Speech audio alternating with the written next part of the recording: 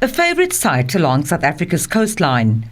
But experts say the African penguin population has declined by 99% over the last 120 years, leaving only a few thousand breeding pairs. Multiple factors have been cited as the cause of the alarmingly dwindling numbers. We're most concerned about the lack of fish in the sea. There are not enough to sustain the penguin populations, and we're particularly concerned about the amount of fish around the colonies where they breed. But climate change, interference, pollution, disturbance and things like that all play a role in reducing those numbers. And so whatever we can do to help them is very important to do as soon as possible. The sand art was commissioned to shine the spotlight on a very serious issue.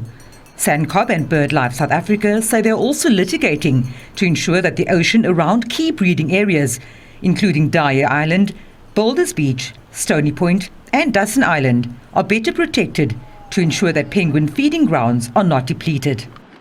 The protected areas are not big enough, and an international panel of scientists has been put together to describe what areas need to be protected to make an actual impact on the penguin populations.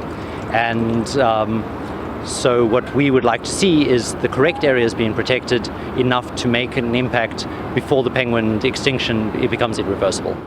Penguin scientists are also roping in life-size cement penguins like this one in their attempts to establish a new breeding colony at De Hoop Nature Reserve.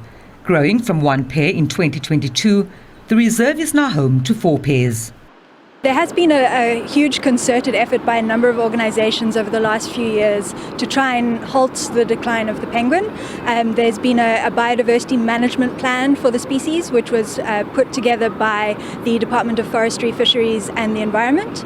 And that is being renewed at the moment. So there needs to be, I guess, a renewed commitment from the government as well as from all the conservation bodies and academic institutions to really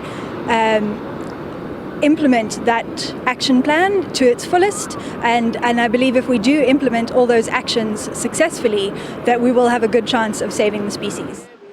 The self-taught artist known as Super Sandman says his love for nature and the environment often leads him to create sand masterpieces of animals, some of which can only be found in Africa.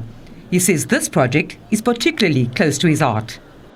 We have such a beautiful nature, and the penguins are most beautiful species that we have, and for them to be out here, if you look at South Africa economy, it's like falling, but because of penguins, they're also the part of uplifting the South African economy, because a lot of tourists from overseas, they only come here, they get to see penguins, they get to see Big Five, they get to see the nature. They always go for nature the most, so they're a part of our lives, so they're very important for them to be here. The sand sculpture perfectly illustrates the dire situation the penguins are facing.